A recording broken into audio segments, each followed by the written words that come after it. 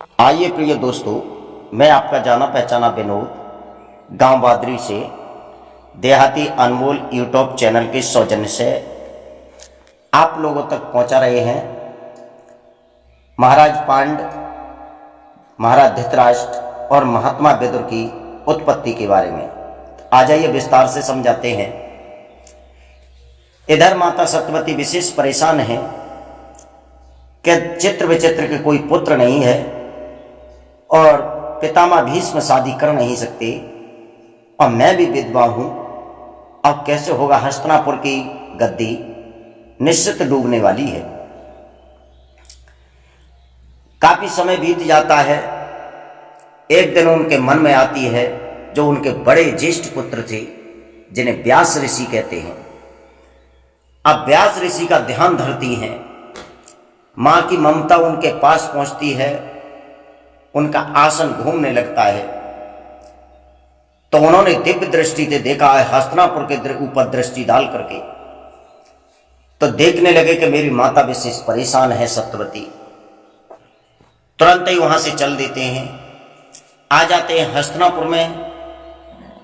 हस्तिनापुर में आकर के कहने लगे, माता आपने मुझे क्यों याद किया था, इसका कारण क्या है?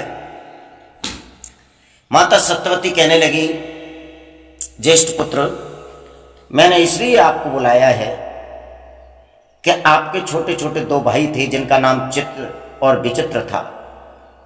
वे दोनों मनसा पाप के कारण जंगल में जाकर के उन्होंने आत्महत्या की है। दोनों रानियों पर कोई पुत्र नहीं है।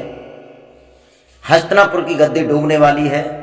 मेरा आपसे निवेदन है कि दोनों रानियों के साथ में आप इस हस्तिनापुर में रह करके जीवन व्यतीत करो और दोनों रानियों को आप संभालो। जिससे कोई पुत्र पैदा होगा तो हस्तिनापुर का सम्राट बनेगा। महात्मा व्यास कहने लगे, माते ये तो हो नहीं सकता कि मैं जंगल को छोड़ करके और इस नगर का मैं सम्राट बन जाऊं और दोनों रानियों को मैं पुत्र रत्न की प्राप्ति करा सकूं। अब सत्यवती ज्यादा परेशान हो गई तो कहने लगे हैं, ऋषि व्यास, माते एक काम हो सकता है। सत्यवती कहने लगी, क्या हो सकता है पुत्र? बताने लगे, माता इतना हो सकता है कि आपकी दोनों बहुएं, जो दोनों रानी हैं, किसी तरीका से नग्न अवस्था में शरीर पे एक भी वस्त्र ना होना चाहिए और मेरे सामने होकर निकल जाए तो मैं आशीर्वाद दूंगा। तो उससे दोनों रानी गर्भिणी हो जाएंगी, गर्भ धारण कर लेंगी मेरे आशीर्वाद से और दोनों के पुत्र पैदा हो जाएंगे। सत्यवती कहने लगी, तो ठीक है। दोनों रानियों से जाकर के कहा, तुम्हारे जेठ आए हुए हैं जो विशेष बड़े ऋषि हैं और अगर तुम्हें पुत्र की जरूरत है तो नग्न अवस्था में उनके सामने होके आपको निकलना पड़ेगा, उन्हें प्रणाम करना पड़ेगा, तो तुम्हें पुत्रवती का आशीर्वाद प्राप्त होगा। भक्तों, जब ये बात कही तो दोनों रानी तैयार हो गईं, लेकिन जब कहा कि वस्त्र निवस्त्र होकर के नग्न अवस्था में, तो दोनों रानियों का कलेजा हिल गया। अंबा और अंबिका का कलेजा हिल गया। वैसे भी मैं बताऊं, नारी जाति सारे अपमान झेल सकती है, परेशान रह सकती है, बीमार हो सकती है, लेकिन जीते जी अपने शरीर के अंगों का प्रदर्शन नहीं करा सकती। अंगों का प्रदर्शन तो उसके साथ होता है जिसके साथ माता पिता विवाह कर देते हैं। सारे शरीर का अधिकारी वो होता है। लेकिन इधर वो जेठ थे, उसके बाद में भी संत थे, अब तो वो हिचकिचा रही हैं। माता सत्यवती ने दोबारा जाकर के कहा, मेरी बात को आपने नहीं सुना? नग्न होकर के आओ।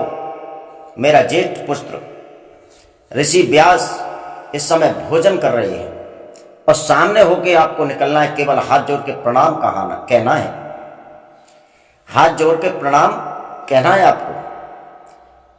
तो सबसे बड़ी रानी निकली है जो शरीर पर पीली मिट्टी लगा करके, जब पीली मिट्टी से अपने मर्मिष्ठानों को ढक करके निकली है, महात्मा ऋषि ने देखा, जब ऋषि व्यास ने देखा है कि ओहो इसने तो बहुत गजब कर दिया, पीली मिट्टी शरीर पर लगा के निकली है, लेकिन मेरा काम आशीर्वाद का है। नजर घुमा करके देखा और कहा, पुत्रवती भव, जाओ आज से 10वें मास में आपकी गोदी में पुत्र पैदा होगा, मेरा आशीर्वाद है। लेकिन पुत्र पैदा होगा वो भी पीलिया पांड का मरीज, क्योंकि पीली मिट्टी लगा करके तुम निकली हो मेरे सामने। जाकर के रानी नहा लेती है। अब दूसरी रानी आती है अंबा। अंबा ने ये किया, चूंकि शर्म आंखों की होती है, अपने जो सर के बाल थे वो आंखों के सामने कर लिए और वहां से जब सामने होकर निकली, हाथ जोड़ करके प्रणाम कहा अपने जेठ के लिए, महात्मा व्यास के लिए। उन्होंने आशीर्वाद दिया, पुत्रवती भव, मेरा आशीर्वाद है, आज से 10वें मास में तुम्हारी गोद में एक पुत्र आ जाएगा। लेकिन तुमने अपनी आंखों के सामने ये जो बाल फैला के निकली हो, केस फैला के निकली हो, इतना ही काम गलत हो गया कि तुम्हारे नेत्रहीन पुत्र पैदा होगा, जिसका नाम धृतराष्ट्र रखा जाएगा। उसके बाद में माता सत्यवती के पास में आती है एक बांदी जो काशी नरेश ने दी थी। बांदी कहने लगी, हे राजमाता, एक पुत्र की लालसा मुझे भी है, अगर आपकी कृपा हो जाए तो मुझे भी एक पुत्र मिलना चाहिए। कहने लगी, तो आप भी निकल जाओ, पर नग्न होके जाना पड़ेगा। जब दासी निकली है, दासी मन में कहती जा रही थी, क्या जेठ फेठ है, क्या संत हैं, क्या महात्मा हैं, नग्न स्त्री को देख रहे हैं। एकदम मन की भावना जानते हुए आशीर्वाद दिया ऋषि व्यास ने कि हे दासी, आज से 10 महीने बाद तुम्हारी गोदी में एक पुत्र आ जाएगा, लेकिन वो पुत्र कभी मुंह बंद नहीं रहेगा, वो कुछ न कुछ कहता रहेगा, उसका नाम विदुर पड़ेगा, आगे चल के महात्मा विदुर के नाम से पहचाना जाएगा। दोनों रानी, एक दासी, तीनों निकल जाती हैं। इस तरह से आशीर्वाद दे करके और जलपान करने के बाद में महात्मा व्यास जंगल के लिए रवाना हो जाते हैं।